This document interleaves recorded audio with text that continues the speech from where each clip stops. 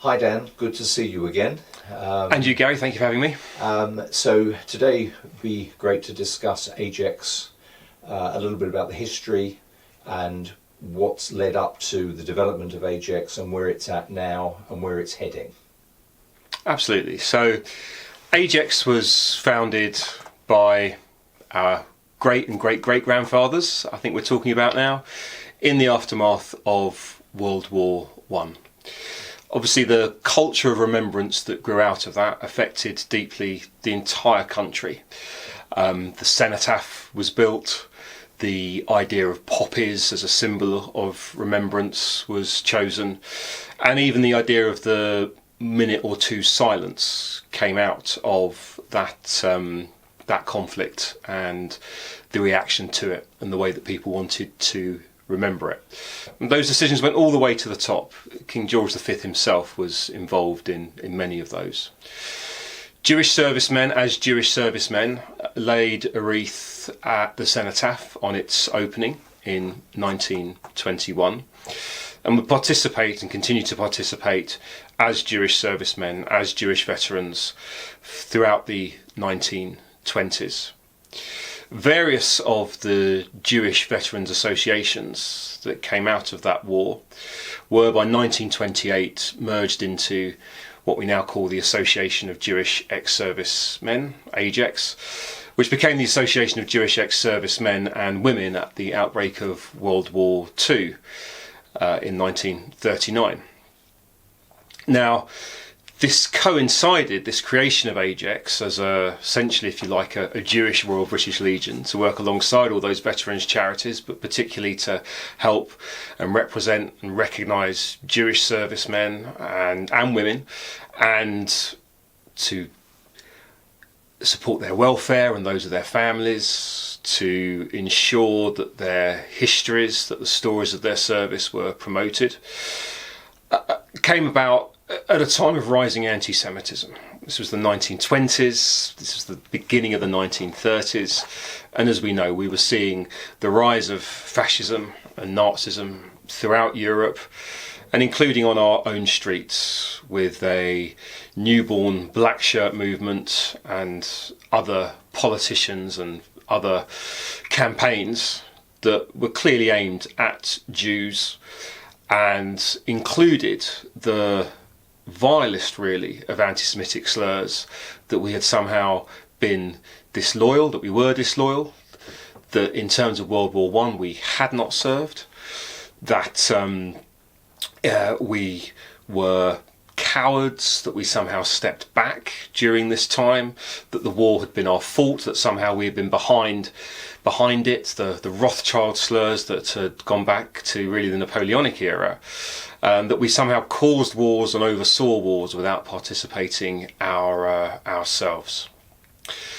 And nothing, of course, could have been further from the truth. 55,000 British and Commonwealth Jews served in World War I. From the privates in the trenches, all the way up to the generals in headquarters and often closer to the front line. Indeed, many credit the eventual victory on the Western Front to the Australian Jewish general Sir John Monash. And indeed, in Australia, he's seen almost as a Churchillian figure for that very reason. Jews served across the services, 5 Victoria Crosses, as well as many other medals for gallantry and honours, were earned by Jewish servicemen and women. And so to ensure that this was recognised and to ensure that it could be asserted in defiance of the anti-Semitism, lobbying began for a specifically Jewish ceremony, a Jewish parade to be held at the cenotaph. And in 1934, just as the anti-Semitism was growing even further, as the issue of Palestine and the Yishuv and the clashes there and the British mandate there was coming into it as well, King George V himself gave permission for AJEX and the Jewish community to march, to parade to the cenotaph and hold a ceremony at the cenotaph on the Sunday after Remembrance Sunday. It remains a unique permission for any ethnic or religious group, and that tradition has continued every year. Apart from during World War II, that tradition has continued. So can I just ask you, so on the week following the march at the Cenotaph, is the Jewish contingent the only group that marches at that time, on that ceremony? So on at that particular time, for that particular ceremony, that is the AJEX ceremony. That is for the Jewish community. We have many friends from outside the community, many units, many military units, many other individuals who march with us because they have a connection or an allyship with us. But that is our event at that time. There are two others that take place that day. The Tank Regiment, for example, the Royal Tank Regiment holds its remembrance ceremony that day as well. And you'll forgive me, I forget the other one. But that at 2:00 on the Sunday after Remembrance Sunday at the Cenotaph, beginning with the march from Horse Guards Parade up Whitehall, that is the Jewish community's chance to remember and indeed to be remembered for all that the extraordinary men and women from our community have done to serve Crown and country over 4 centuries, really. That's where the story of Jewish service to Crown and country begins, almost with resettlement, and continues unbroken to this day. Dan, can I ask you, how did you become involved in AJEX, and what is actually your role? Yeah. So the story for me really begins with my own military service. Now, as a child, I'd never been interested in any of the uniformed services, the uniformed youth groups, not even the Scouts or anything like that.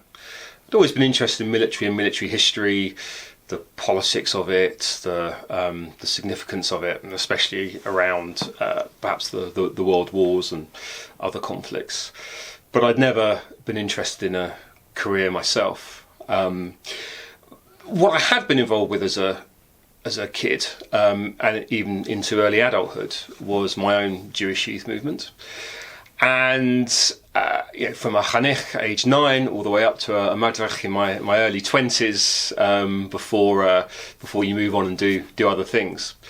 And around 2005, I found myself wanting to do some voluntary youth and community work again. Where I was living at the time, in North London, one of the obvious options was a local Army Cadet Force unit.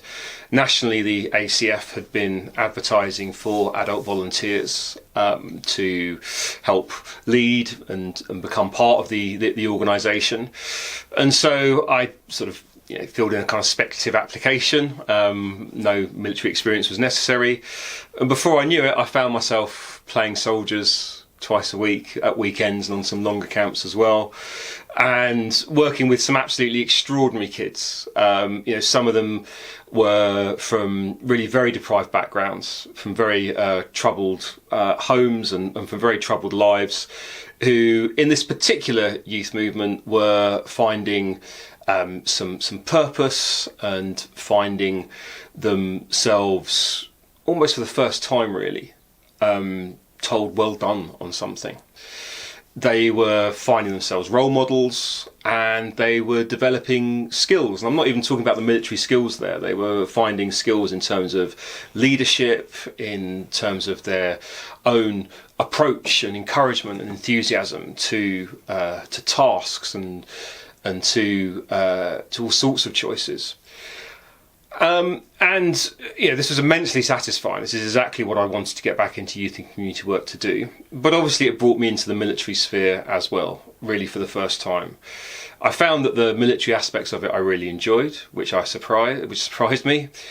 And I also, as I say, became more aware of both the regular and reserve military, the army in particular, and the various ways in which you can have a career in all sorts of different interesting fields and interesting roles.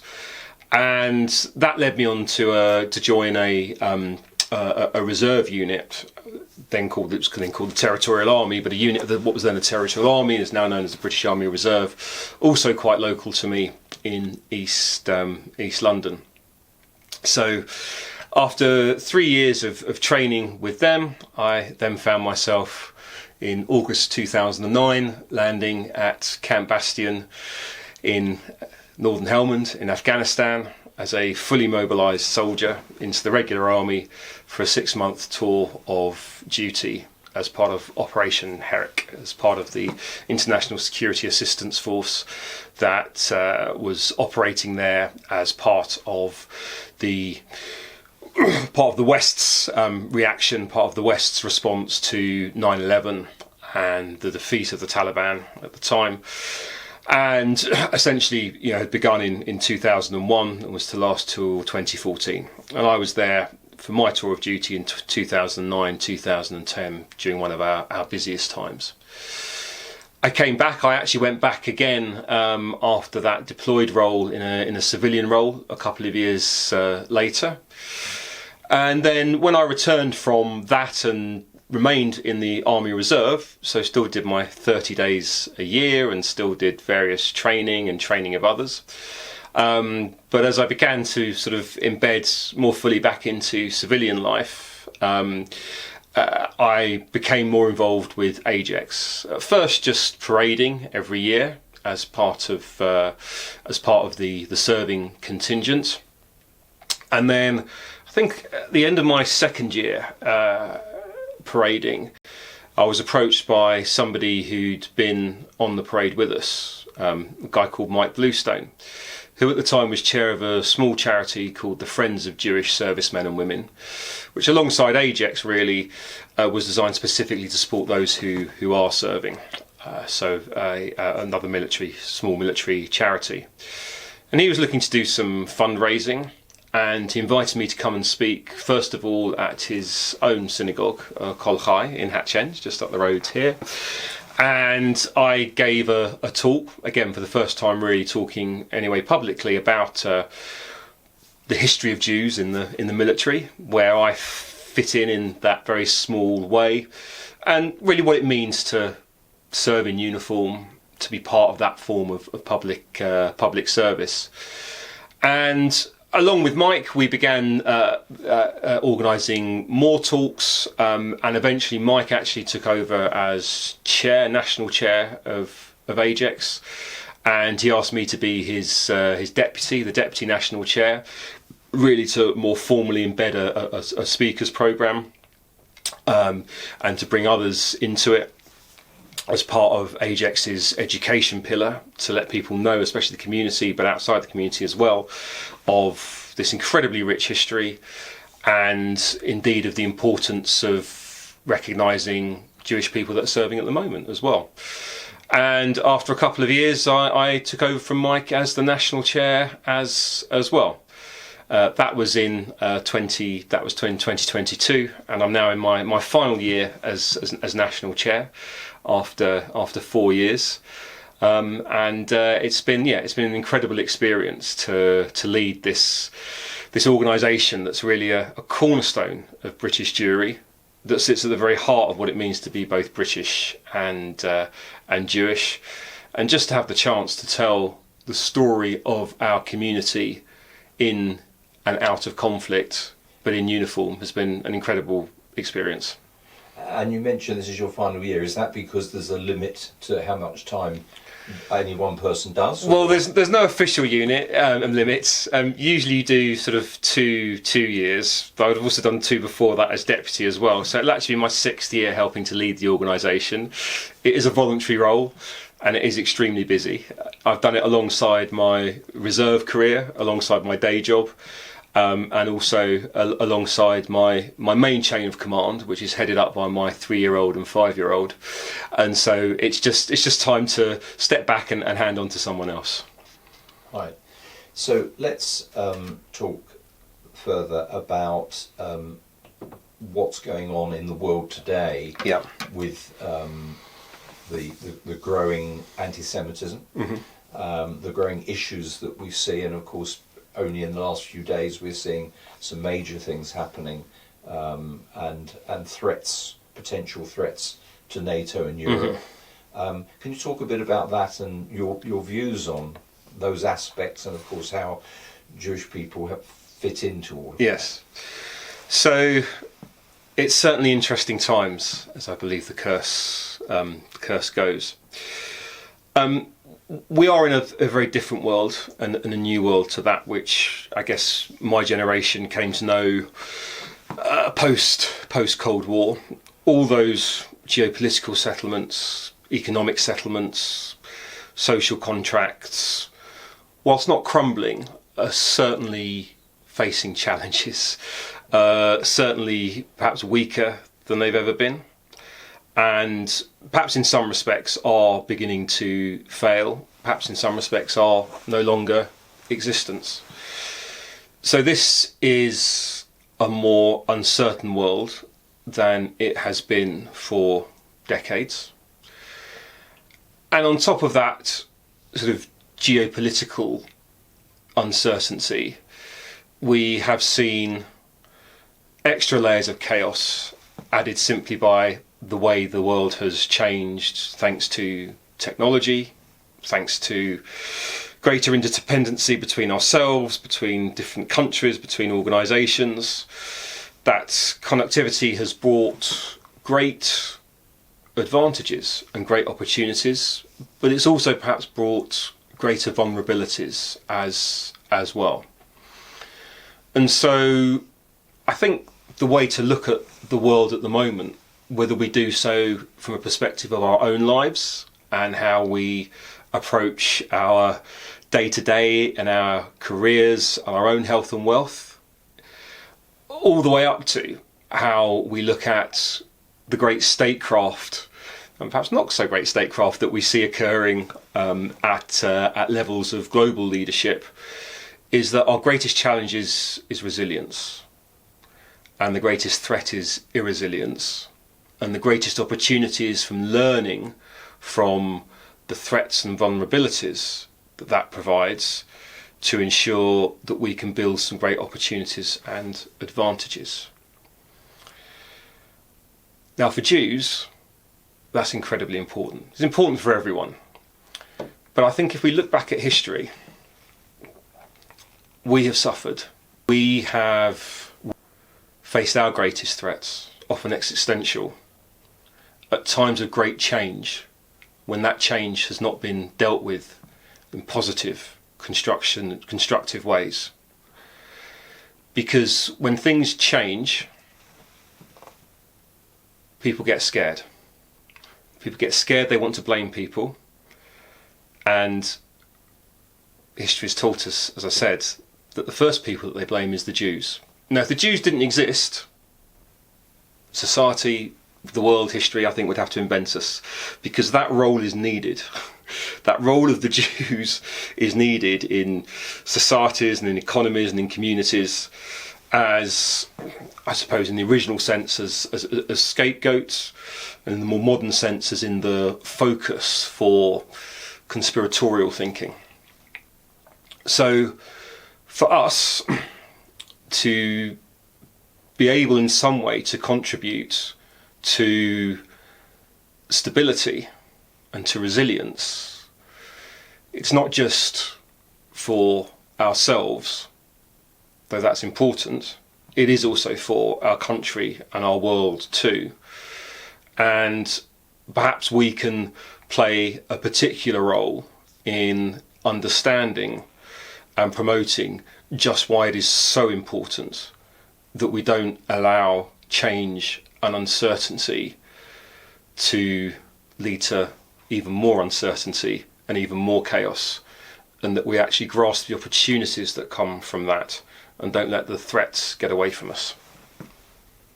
And when you look at the situation in the Middle East at the moment, particularly, of course, with Israel and the threats that have been going on over the last recent history, how do you see that playing out as we move forwards from here, particularly with an American government which is, I suppose in some ways, is saying certain things which may have a positivity to them, but there's also a lot of negativity that is actually coming out of that as well. Yeah. So I think, we all have a decision to make on this.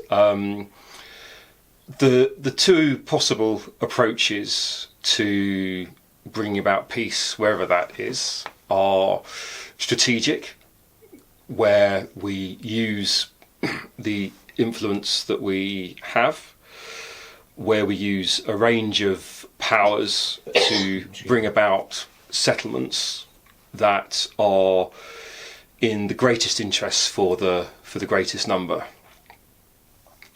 Or we can be diplomatic and try and ensure that the situations do not worsen, that we try and build on the most positive aspects that we have, whilst perhaps still living in a world where there are tensions that we have not yet resolved. Now, any approach to international affairs is going to be a mixture of those two things, and any approach is going to have its success and failures. We must always be prepared, I think, for the failure, whilst hoping for the success.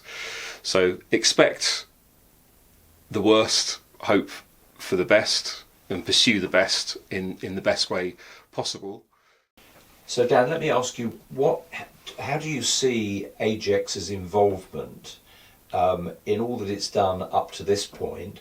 What's the future for AJEX? So the role that AJEX plays is still as relevant as ever. The importance of promoting the story of Jewish service to the Crown, again with the rising anti-Semitism that we see in this country, and simply for our community's sort of assurance and pride, still very, very important. So there's still that education role. We still have veterans and veterans' families that need our welfare programs and our welfare support, and indeed there are serving Jewish personnel at the moment who will one day be veterans themselves, who will, if they need to, hope to be able to support too. The remembrance side of our role, our responsibility, is again perhaps associated with ensuring that people know the Jewish story of service to the Crown, more important than ever. But we must remember that remembrance is a very, very Jewish act. It is the true kindness of looking after the dead, the chesed shel emet. No act outside of what we do with our own mourning and rituals around mourning in Judaism is more like the true kindness than remembrance, I think. And so what we do, there continues to be a call for. The challenge for us, of course, is staying relevant at a time when the large cohorts of veterans and years of service are, because time marches on, dwindling. We have really only a handful of World War II veterans left in our community, and even that great generation of national service men is now entering their 90s and again becoming fewer as the years pass. Jews continue to serve throughout the Cold War, post-national service, through all the hot conflicts of the Cold War, into the wars of the 90s and the early part of the 21st century, and indeed the wars that we probably now remember best, Iraq and Afghanistan, and they're continuing to serve all across the world. So there'll always be a call for AJEX. Where we want to develop and grow is in bringing in the entire community into recognising the great history, into supporting those who serve, whether it's Jewish cadets all the way up to senior Jewish officers in the regular forces, and to ensuring that that attachment is there for all time. And the way we approach this is by making sure also that those that are serving at the moment are supported as well and are part of what AJEX does, so that there is that visibility of current Jewish service in our community, but in the wider country as well. Of attaching those who have served, their families, their friends, and anyone who is interested in Jewish service in uniform to that story, by encouraging them to research their own family's history, by encouraging them to apply for or seek out items such as the medals that their family might have earned, because you're entitled to wear those yourself in remembrance on the right hand side, and all the other great artifacts of Jewish military history that people might have in their own families or might otherwise discover, and of course for ourselves that we keep custodianship of in terms of the Jewish Military Museum. Now at the moment, the Jewish Military Museum, which was merged with the Jewish Museum in 2015, has now been divorced from that, with the Jewish Museum itself closing down in a physical sense.